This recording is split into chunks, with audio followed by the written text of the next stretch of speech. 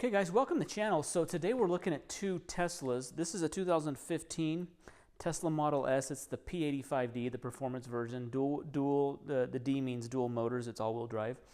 And then we also have over here a 2016 Tesla Model X, which is their kind of SUV version, and it's the 90D.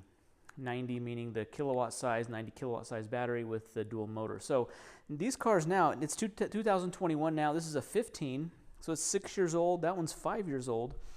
And I want to talk range because that's the big issue when it comes to electric cars. Can a vehicle go the stated range that it says it can? As these cars get older, the range that the battery can go is less. For example, when this Tesla Model S, this is the P85D, when this was new, it had a range of 253 miles. Now the maximum that it will charge up to is about 237 miles. So it's only gone down, about 20 miles in range over 5 years, and it has about 68,000 miles. So that's not bad. The X, on the other hand, is similar. That has 83,000 miles on it. So that's pretty high mileage for a Tesla. You know, you don't see a ton of them with that high of mileage, but it hasn't had a lot of issues. But as far as the battery is concerned, when it was new, it could go 257 miles. Now it'll only charge up to about 229 miles of range. But here's the thing. So let's say the purpose of this video is really to give you some information. If you're looking at buying a used Tesla, like these cars are now affordable.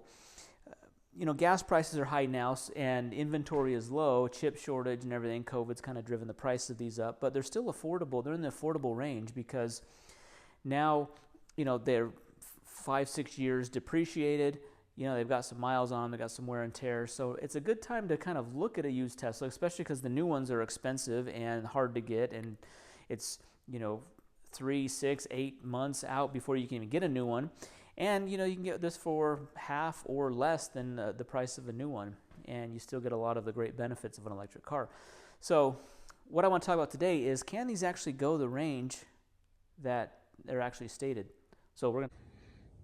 Okay, I'm in here.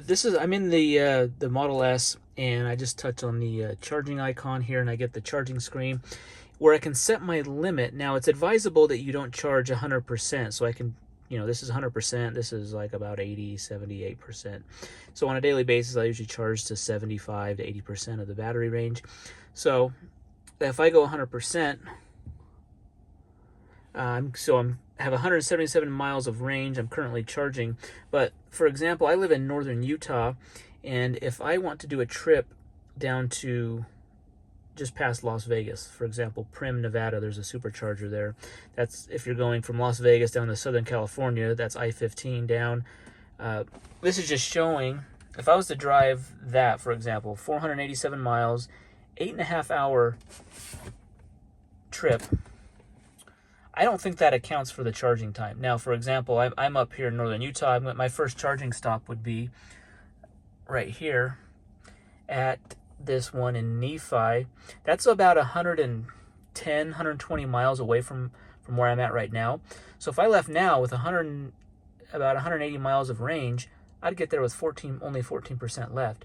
And then it tells me I need to charge for 40 minutes to go. This is only 110 miles away to Beaver, Utah. That's in the middle of the state. They have a big supercharging station there. But I'd get in, let's see if it shows, 35 minutes I charge there. And then I get to Mesquite, Nevada. That's a new supercharger. That's brand new. Normally would stop here in St. George, but Mesquite now has one apparently. And then charge there for 40 minutes, get to Primm, Nevada with 13%. And that's apparently my destination. So what I want to show you guys is, so because I'm getting to the supercharger with 15% or less battery, it's only having me charge up probably to 70 to 80% to get to the next supercharger. That 40 minute charge doesn't get me to 100%. That gets me barely enough to get to the next supercharger, which it's strange. In these electric cars, it takes a lot more to get from 80% to 100% than it does from 15% to 80%. Same thing with your cell phone. You plug your cell phone in, it's at 2%, it charges up to 50% really fast, right? these electric cars are the same way. If you roll into the supercharger with, 5-10%, you'll charge up to 50% pretty quickly. But you're not gonna, unless you're there an hour. If I was, for example, if I get here to this Nephi stop, and I charge for 40 minutes, well, that doesn't get me to 100%. I'd have to wait there probably an hour and 10 minutes to get to 100%, which is crazy, right? To think you'd have to stop after, wait an hour after only, that's probably only about an hour and a half drive. It's only an hour and, well, it's probably about just less than 2 hours of driving, 120 miles. But most of this freeway from northern Utah down Las Vegas, Southern California, a lot of it's 80 miles an hour. So if I'm going the speed limit and it's mountainous range, it's that's another reason why I don't get the range. So even though it says I have 170 miles of range, I could probably only safely go 120 miles. So you can't use the full battery range on your cars of what's stated. You're probably only going to be using 70-80% max of your battery range when it comes to a road trip. Okay, guys, so as you can tell, I wanted to just show you on how the car navigates to the superchargers. So one thing that I was initially surprised when I first got the Model S, that was the first car that I got, is that I had a full charge and I was going probably about 120 miles to the next supercharge to my destination.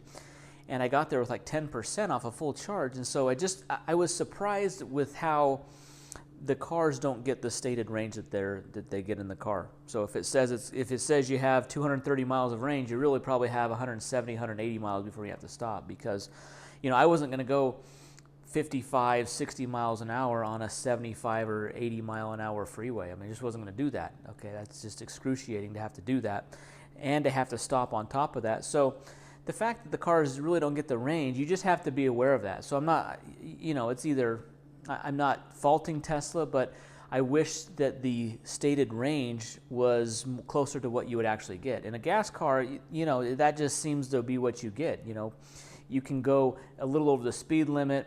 There can be a little bit of wind, and you can get the range that it states on the car. When an electric car has a lower range capacity than a gas car, and it can only get 70% of that, your range is a lot smaller. So really the point of this, I want to say, is I don't enjoy road trips in the Teslas. I really don't, because of that fact. It's, I'm really nervous.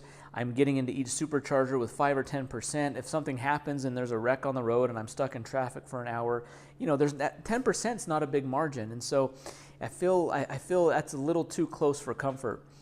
And so really kind of what my solution is, and really the point I'm trying to get at, is the Teslas are great for around town. If you're just, driving or commuting, less than 150 miles a day, that's perfect. These cars are great for that. And that's really where they shine. You plug them in at home, they're charged back up in the morning, you go do your errands, you drive throughout the day, you come back, you plug it in. It's perfect for that. Road trips is really where they struggle, and especially with the older Teslas that don't have the bigger range, they can't charge as fast. So my warning, if you're looking at a used Tesla, keep a gas car around for your road trips. Have an electric car and a gas car so that you can take the gas car on the road trips, because after going on a couple road trips with the Tesla, it's just really kind of a pain in the butt. It really is. And so that's kind of what I'm looking at now, is instead of upgrading to a new Tesla, I'm just going to get a gas car, a family kind of a gas car that I can use for road trips, and kind of use the two to complement each other, because this is great around town. The gas car would be better on the road trips. So anyways, hopefully that's helpful. Hopefully this gives you some insight, especially if you're looking at a used Tesla or a Tesla in general. Gives you some insight as from an owner's perspective. So anyways, thanks for watching the video. Be sure to hit that thumbs up button, subscribe to the channel, and there's going to be some more good Tesla content to come. So stay tuned, and we'll see you in the next one.